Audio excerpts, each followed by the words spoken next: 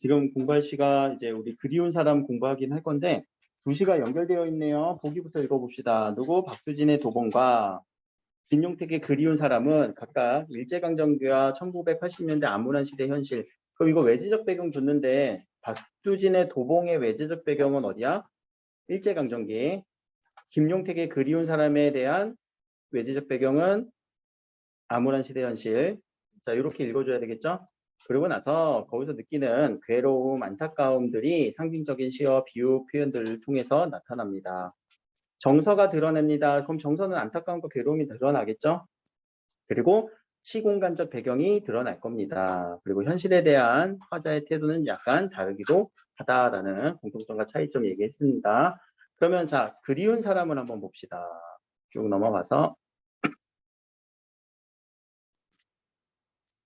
제목부터 일단 뭐 그리워하고 있네. 뭐 더 읽을 것도 없지. 그치? 정서가 드러났네요. 이런 시들은 이제 쉬울 거란 말이에요.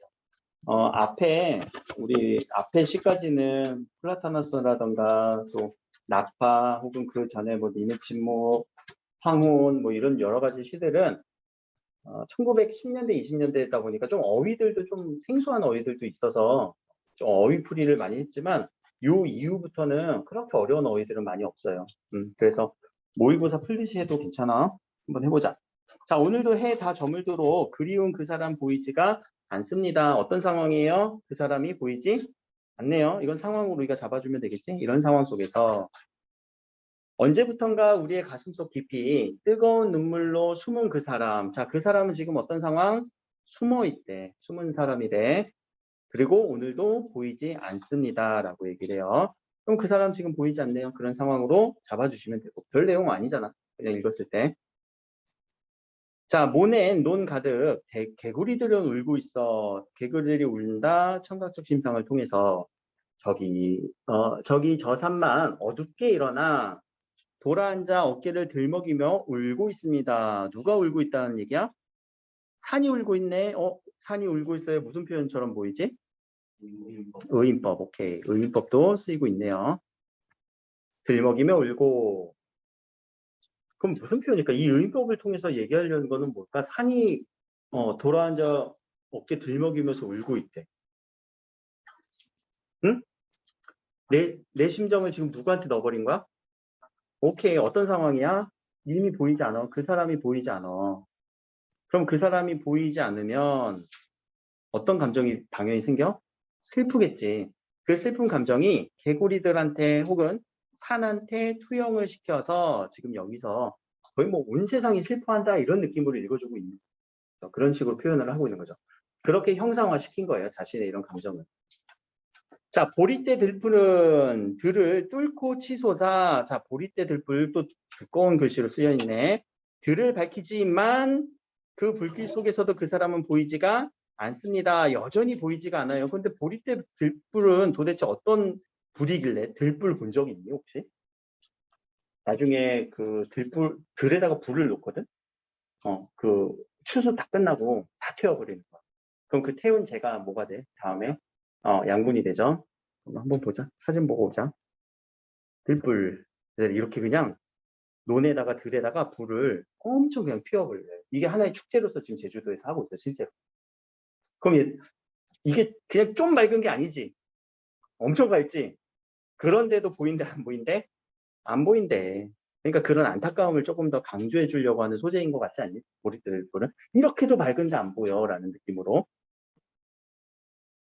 자, 언젠가는 이 칙칙한 어둠을 찢으며 눈물 속에 꽃처럼 피어날 남산꽃 같은 사람, 이 같은 사람은 누구? 그 사람.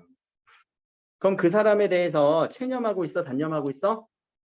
아니야. 보일 거야. 피어날 거야. 아직은 희망적으로 얘기를 하고 있네. 희망은 존재하네요. 그 사람 볼 수 있어. 라고. 다시 만날 수 있어. 라고 얘기를 하고 있어요. 그런데 어느 어둠에 접혀 있는지 이 하루를 찾아다니다가 짐승들도 집 찾아드는 저문들길에서도 저문들길이라는 거는 아까 보기에서 시 공간적인 배경에서 시각적 배경이 지금 주어지네요. 그렇죠? 해가 저무는 밤이 되는 시간이에요. 오후에서 밤이 되는 이 들길에서도 그리운 사람 찾았어요? 못 찾았어요? 못 찾았네요. 그럼 이 정도로 읽어주면 시를 어떤 느낌인지는 잡았잖아. 그게 이제 주제를 잡는 거거든요. 그러면 우리가 요거를 조금 더 요약을 한번 해보자. 상황과 배경 속에서 느껴지는 화자의 정서와 태도를 우리가 얘기해주면 그게 주제가 된다고 했거든. 한번 얘기해볼까? 어떤 상황과 어떤 배경이 잡혀요?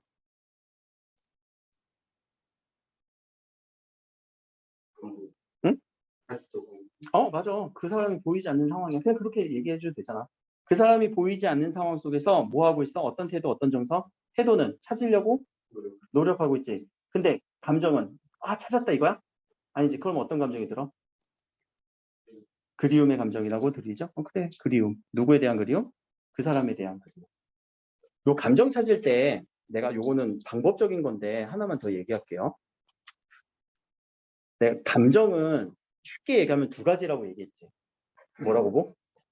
오케이. 좋다 아니면 아니다. 부정. 좋다 아니면 싫다지.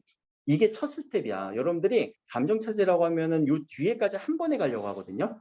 아니야. 처음에 어떤 감정인지 먼저 생각하고 이게 한 걸음, 그 다음 한 걸음을 가야 돼. 그럼 부정적인 감정이 안 좋은 감정이잖아. 지금 느꼈을 때.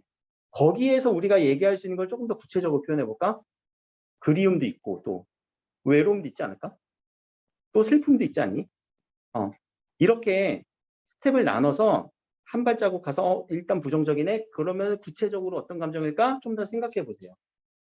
그래야 여러분들 감정 찾는 게 조금 수월할 거예요. 그렇죠? 근데 우리가 이게 연습이 돼야 되는데 이렇게 두 계단을 갈 거를 여러분들은 한 번에 가려고 하다 보니까 바로바로 이게 처리가 안 되는 경우도 있어. 그러니까 감정 처리할 때는요, 일단 좋다 싫다부터 한 다음에 그 다음에 한번 그 다음 스텝으로 가는 걸로 연습하면 있어요. 이게 연습이 되면요, 자연스럽게 한 번에 갈 수 있어요. 자, 여러분들이 이게 실력이야. 이게 실력이 커져야 이게 한 번에 넘어가지, 한 번에 찾을 수 있고, 한 번에 파악이 되지. 이게 안 되는데 어떻게 되겠어? 그러니까 그 단계를 연습을 하시면 이런 감정들은 금방 찾을 수 있고 주제 형상화도 금방 될 거란 얘기예요. 자, 다시 돌아가서 우리 좀 더 구체적으로 표현법이라던가 이런 거 한번 봅시다. 자, 오늘도 해 다 저물도록 그리운 사람이 보이지가 않습니다. 오늘도라고 하는 보조사 도가 쓰이니까 어떤 느낌이야? 보조사 도의 느낌. 오늘도? 그렇지. 어제도 오늘도 계속 상황의 지속을 얘기하고 있죠. 상황이 지속되는 느낌이 쭉 이어지고 있고요. 해가 다 저물도록. 자, 해가 다 저문다. 어떤 이미지? 해가 더 저문다. 하강의 이미지. 하강의 이미지는 분위기를 형성하죠. 분위기, 어떤 그리움의 분위기 또는 쓸쓸함의 분위기 연결될 수 있겠네. 그리고 그리운 사람이 보이지가 않습니다. 보이지 않네 라고 하는 요 구가 계속 반복이 되죠. 반복이 되는 것부터 먼저 찾아줄게요. 보이지 않네, 보이지 않네, 그 사람 보이지 않네, 그리고 그 사람 보이지 않네 라고 하는 이런 부분들이 반복이네. 그럼 이런 반복들이 갖고 오는 효과 바로 얘기해 보자. 무슨 효과? 운율 형성. 그리고 운율 형성만 얘기하면 안 돼. 더 중요한 거 의미 강조. 오케이. 어떤 의미를 강조하고 있어요? 보이지 않아. 지금 님의 부재, 님의 없는 상황. 이것을 강조해주고 있죠. 그러니까 지금 상황을 계속 강조하고 있는 거야.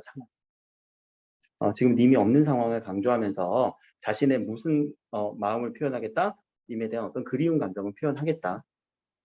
언제부턴가 우리 가슴속이 뜨거운 눈물로 숨은 그 사람. 자, 뜨거운 눈물이 갖는 의미는 어떤 느낌일까? 뜨거운 눈물. 뜨거운 눈물로 숨었대. 뜨거운 눈물. 무슨 느낌이지? 뜨거운 눈물로 숨은 그 사람. 뜨거운 눈물 왜 흘릴까? 왜 흘려, 이거? 가슴속 깊이 뜨거운 눈물은 왜 흘러? 슬프니까 흘리겠지. 님에 대한 이 부재가 느껴지면서 자신의 슬픔을 뜨겁다라는 무슨 심상? 촉각적 심상으로 지금 우리한테 제시를 해주고 있죠. 그리고 그 사람 오늘도 보이지가 않습니다. 라고 또 반복이 되고 있네요. 자, 모내기 하는 그 논에 개구리들은 울어요. 청각적 심상. 그리고 저기 한만 어둡게 일어나. 자, 일어나는 것도 활기차게 일어나는 거 아니지. 어둡게 일어나요. 이렇게 꾸며주는 느낌, 수식해주는 부분 잘 처리해 주셔야죠. 그리고 돌아앉아 어깨를 들먹이면서 울고 있습니다. 라고 하는 이런 부분들은 어떤 지금 상황은 어떤 상황이라고요? 님의 부재죠.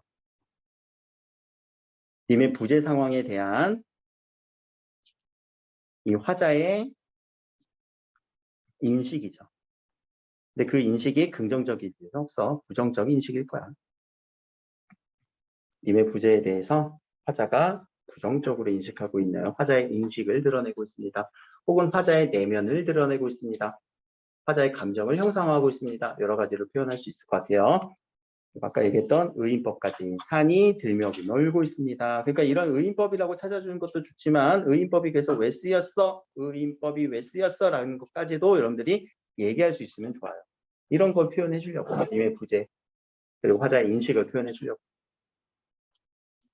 자, 보리대 들불은 밝혀지고 있어요. 그러니까 화자를 찾기 위한 어떤 노력 혹은 화자를 찾기 위한 어떤 좀 긍정적인 환경? 긍정적인 환경이라고 해야 되나? 아무튼 그런 소재로 쓰인 거죠. 화자를 찾기 위한 소재죠. 그 사람을 찾기 위한 소재죠. 그런데 보이지가 않습니다. 서로 대조가 되면서 찾으려고 했지만 보이지가 않습니다. 조금 더 그 허탈함이라던가 혹은 화자의 이런 부정적 인식, 그리움에 대한 감정의 깊이를 더 깊여주는 거죠. 앞부분과 뒷부분이 대조되는 느낌이에요. 그렇죠? 대조되는 느낌이에요. 그럼 대조의 효과는 뒷부분을 강조해 주는 거지. 이 부분이 강조되는 느낌이에요. 보이지 않음을 더 강조해 주고 있어요. 자, 언젠가는, 자, 이때 아는 영탄법이네. 언젠가는 칙칙한 어둠을 찢으며, 칙칙한 어둠 부정적인 현실이겠다. 그쵸? 그리고 부정적인 현실, 아까 보기에서 시대적 배경 뭐라고 얘기했지? 1980년대에 이런 상황을 찢으면서 언젠가 그 사람은 이렇게 피어날 거야, 나타날 거야 라고 하는 그러면 이 기대감에 대한 영탄법이죠. 이 영탄법은 그런 긍정적인 영탄법이에요. 우리가 라고 할 때 이 느낌이냐, 이런 느낌이냐 여러분들 차이점이 있단 말이야. 그치? 님의 침묵에서도 영탄법이 2번 쓰였는데 앞부분 영탄법이랑 뒷부분 영탄법 달랐지? 님은 갔습니다 라고 했는데 님은 가지 않았습니다. 내 마음속에서 보내지 않았습니다. 뒷부분 영탄법이 다르잖아. 그치? 그러니까 이런 영탄법도 이 사람의 기대를 나타내 주는 거지 혹은 체념을 나타내 주는 거지 그런 정서까지도 혹은 태도까지도 연결시켜서 여러분들이 읽어주셔야 되는 거. 자, 어느 어둠에 덮여 있는지 하루 이 하루를 더 찾아다니다가 계속 찾았다라고 하는 노력을 나타내 주고 있죠. 화자가 그 사람을 찾기 위한 어떤 태도. 미안해. 앞부분 하나 안 했다. 꽃처럼 피어났대요. 남산 꽃 같은 사람이래요. 직유법을 통해서. 그럼 이 직유법은 누구를 높여주는 느낌? 그 사람을 높여주고 그 사람에 대한 어떤 예찬적 표현을 나타내고 있죠. 절대자에 대한 예찬일 수도 있고 혹은 긍정적인 상황에 대한 예찬일 수도 있고. 자, 어둠은 여기서의 어둠은 그러면은 그대로 읽으면 되겠네. 부정적 현실이겠네. 지금 현재 부정적 현실이고 이런 속에서 하루 찾아다녔는데 결국은 그 저문 들길 오후에서 밤이 되는 그 시간적 배경 그리고 들길이라고 했으니까 공간적 배경까지 시간과 공간적 배경을 드러내면서 보이지 않는다라고 하는 이 시간적 배경, 공간적 배경은 현재 부정적인 현실을 또 나타내주는 그런 배경이 되겠네요. 자, 여기까지 한번 해보시고 자, 뒤에 있는 답을 잠깐 불러드릴게요. 이거는 네 문제인데 4번, 4번, 5번, 5번 4, 4, 5라고 해주시면 됩니다. 자, 앞에 있는 시, 도봉이라는 시는 제가 영상으로 올릴게요.